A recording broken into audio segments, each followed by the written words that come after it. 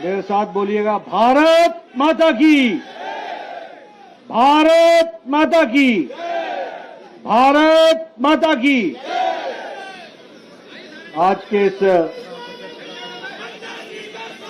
कारगिल विजय दिवस के पूर्व संध्या पर मंच पर उपस्थित हमारे राष्ट्रीय महामंत्री श्री सुनील बंसल जी, हमारे प्रदेश के भारतीय जनता पार्टी के अध्यक्ष श्री वीरेंद्र सचदेवा जी, हमारे राष्ट्रीय युवा मोर्चा के अध्यक्ष श्री तेजस्वी सूर्या जी, प्रदेश युवा मोर्चा के अध्यक्ष श्री त्यागी जी, हमारे बहुत ही उपस्थित यहां पर सांसदगण, सम्मानीय मनोज तिवारी जी, रामवीर विदुबी जी, बहन बांसुरी जी, बहन कमल जी सरावत जी, योगेंद्र चंदोलिया जी, प्रवीण खंडेलवाल जी और मेरे प्रिय मित्र मनंजरजीत सिंह सिरसा जी, सम्मानित मंच और यहां इतनी बड़ी संख्या में एकत्र आए मेरे नौजवान साथी जो आज कारगिल के विजय दिवस पर, विजय दिवस के पूर्व संध्या पर यहां पर जोश के साथ युवा मोर्चा के आह्वान में यहां एकत्र आए हैं। मेरा यह सौभाग्य है कि मुझे भी इस ऐतिहासिक और बहुत ही दूरगामी प्रभाव छोड़ने वाले कार्यक्रम में आप सबके साथ शामिल होने का मौका मिला है। अभी हमारे युवा मोर्चा के अध्यक्ष तेजस्वी सूर्या जी आपके सामने बता रहे थे कि कारगिल की विजय दिवस को जब हम कल मनाएंगे तो कारगिल के विजय दिवस के अवसर को रजत जयंती के रूप में 25 साल पहले हमने कारगिल पर विजय हासिल की थी और भारत के सम्मान की रक्षा की थी, उसको हम याद करेंगे। मैं बैठा बैठा सामने जब देख रहा था तो आप सब लोगों को देख करके मुझे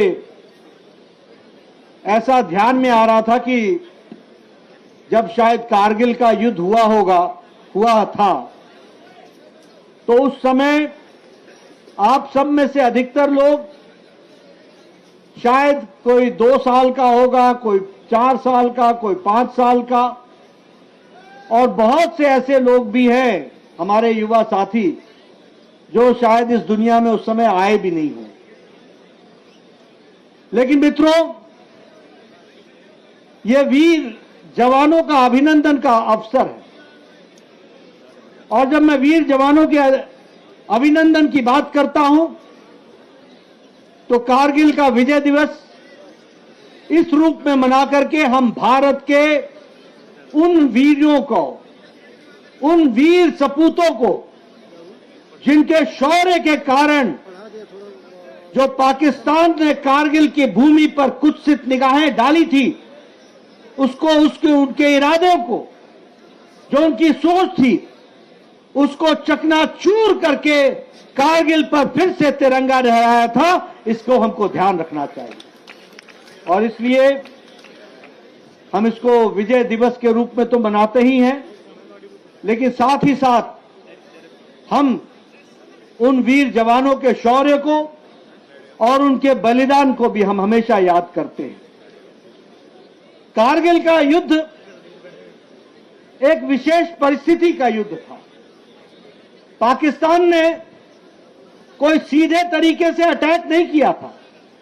पाकिस्तान चोरों की तरह चुपके चुपके आकर के उन्होंने कारगिल पर अड्डा जमाया था और जिस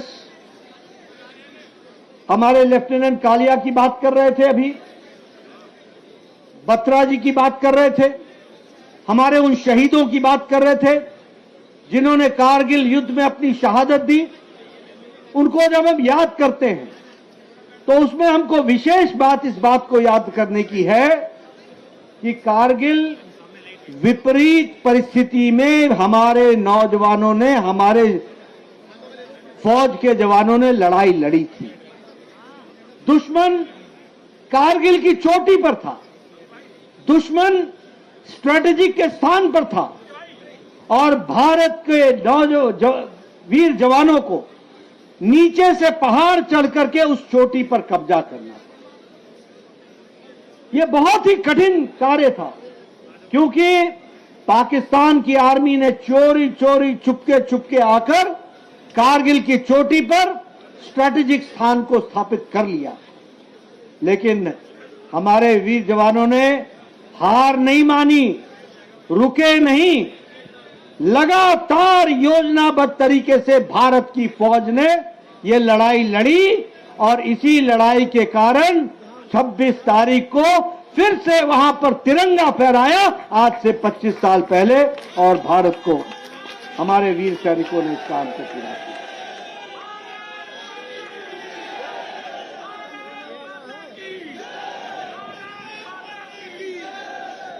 बहुत कम लोगों को मालूम होगा कि जब कारगिल का युद्ध चल रहा था तो आपको जानकर के खुशी भी होगी और आश्चर्य भी होगा कि हमारे प्रधानमंत्री नरेंद्र मोदी जी जब कारगिल का युद्ध चल रहा था तो उस समय वो उत्तर भारत के भारतीय जनता पार्टी के बतौर महामंत्री वह उत्तर भारत के प्रभारी भी थे। और आपको जानकर खुशी होगी कि जब कारगिल का युद्ध हो रहा था तो प्रधानमंत्री जी उस समय भारतीय जनता पार्टी के प्रतिनिधि के नाते वो कारगिल के युद्ध में वहां जाकर के जवानों को शाबाशी दी थी। और जो जवान घायल हुए थे, मुझे आज भी याद है और वो तस्वीरें मेरे पास हैं, जब मोदी जी वहां गए और उस समय के हिमाचल के मुख्यमंत्री प्रेम कुमार धूमल जी के साथ हमारे फौजी भाइयों को उनका हाल चाल पूछने के लिए और उनका हौसला बढ़ाने के लिए गए। और उस समय यह तय हुआ था कि हम लोग सिर्फ वही नहीं, पूरा देश उन नौजवानों के साथ, उन वीर जवानों के साथ है जो कारगिल का युद्ध कर रहे हैं। और मुझे याद है कि वाजपेयी जी ने कहा था कि जो भी शहीद होगा वो शहादत किसी परिवार की नहीं होगी, वो शहादत किसी इलाके की नहीं होगी, वह शहादत देश की शहादत मानी जाएगी और पूरे सम्मान के साथ उनको लाया जाएगा और पूरे सम्मान के साथ उनका अंतिम संस्कार किया जाएगा। और आपको जानकर देखो नेतृत्व का फर्क कितना होता है। जब 1962 की लड़ाई हुई, 1971 में जब पाकिस्तान से युद्ध हुआ, 62 में जब चीन से युद्ध हुआ, हमारे शहीद भाई उनका ट्रंक आता था घर को, उनके कपड़े आते थे, उनकी टोपी आती थी और साथ में उनका आइडेंटिटी कार्ड आता था, लेकिन जवान नहीं आता था। यह प्रधानमंत्री उस समय अटल जी ने तय किया, जिसको मोदी जी ने आगे चलाया, कि कोई भी शहीद जो देश के लिए शहादत देता है उसको पूरे सम्मान के साथ उसका अंतिम संस्कार उसके गांव में होगा और पूरी जिम्मेवारी सरकार और फौज लेगी। इस बात की चिंता की। क्यों? इसलिए कि वह किसी परिवार का शहीद नहीं है, वो सारे देश के शहीद है के लिए शहीद हुआ है और उसकी शहादत व्यर्थ नहीं जाएगी। इस बात की चिंता की। यहां दोस्तों मैं एक बात और बताना चाहता हूं, थोड़ा सा जिक्र हमारे तेजस्वी भाई ने किया है, लेकिन मैं आपको बताना चाहता हूं, यही फौज थी जब यूपीए के जमाने में, जब कांग्रेस के जमाने में यहां के डिफेंस मिनिस्टर से पूछा गया कि आप डिफेंस की रोड को बॉर्डर पर क्यों नहीं बनाते हो, तो उत्तर यह मिला था कि उसके लिए हमारी प्रायोरिटी में पैसे नहीं है। आप देखिए देश को देखने का तरीका क्या था। मैं तो पहाड़ से आता हूं। पहाड़ में जब फौजों का कॉन्वॉय जाता है फौज का, तो पहले जो 1 टनर या 3 टनर होता है ट्रक, उसके आगे हरी झंडी होती है और 50 ट्रकों के बाद एक लाल झंडी वाला ट्रक होता है, और ये 1 वे ट्रैफिक से जाया करता था, 1 वे ट्रैफिक से जाया करता था। आज आपको जानकर खुशी होगी कि प्रधानमंत्री मोदी जी ने पिछले 10 साल में बॉर्डर तक पहुंचने के लिए हमारे फौज को डबल लेन यानी 2 रास्ते और पूरी पक्की ब्रिज, और ब्रिज भी डबल लेन वाली ब्रिज, और 24 घंटे 12 महीने चलने वाली सड़क बनाई है। और इसके कारण अरुणाचल प्रदेश से लेकर लद्दाख तक हमारी फौजें आज 1.5 दिन के अंदर बॉर्डर पर पहुंच जाती हैं और लड़ने के लिए तैयार रहती हैं। ये हमारी ताकत है।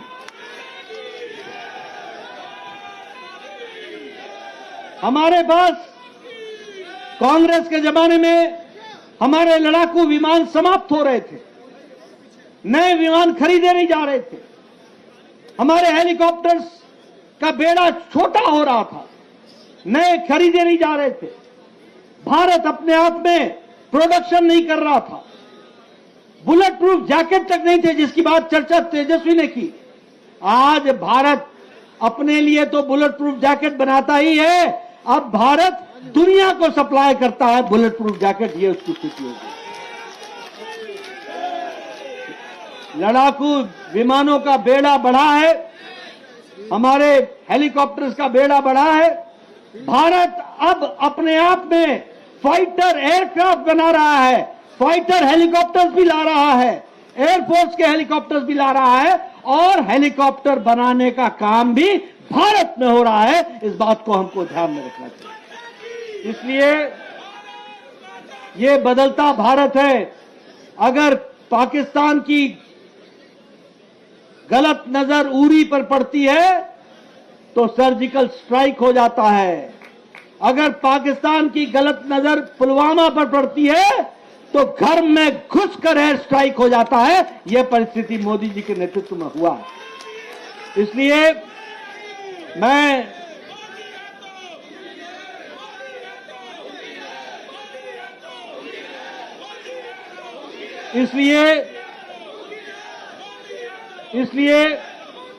ये जो आपने कार्यक्रम कारगिल विजय दिवस कल मनाने का तय किया है, और जो युवा मोर्चा ने तय किया कि प्रत्येक जिले में हम विजय ज्योति जलाएंगे और उस विजय दीप को कल तक पूरे 24 घंटे जलता रखेंगे और उन शहीदों को याद करेंगे जिन्होंने देश के लिए कुर्बानी दी, और वीर जवानों के साथ एक संदेश देंगे कि वो अकेले नहीं हैं, सारा देश 140 करोड़ का देश वो उनके पीछे खड़ा है। इस बात का हम संदेश देंगे। और इसीलिए आप सब लोग इस कारगिल विजय दिवस में इस कार्यक्रम को जो आप इतने अच्छे तरीके से मना रहे हैं, उसके लिए मैं युवा मोर्चा को बधाई देता हूं।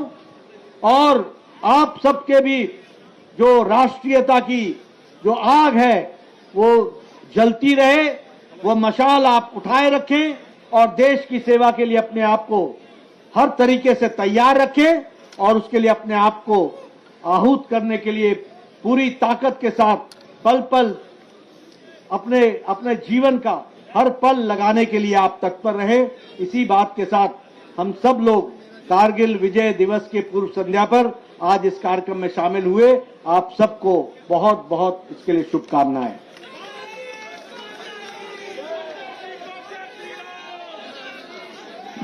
बहुत बहुत धन्यवाद आदरणीय अध्यक्ष जी। आज हम सब युवाओं का सौभाग्य है कि आज के इस कार्यक्रम में आपका मार्गदर्शन हमें मिला। अब मशाल जुलूस के लिए हम सब युवा साथी राष्ट्रीय अध्यक्ष जी के पीछे पीछे सब चलेंगे। तो मैं अभिषेक पटेल जी और उनकी जो टीम है वो एक बार ही ऊपर आ जाएं। अभिषेक पटेल जी, प्रदेश के महामंत्री पुनीत शर्मा जी, हाँ वो करेंगे। पुनीत जी, गौरव जोरसिया जी, अध्यक्ष जी, सागर त्यागी जी,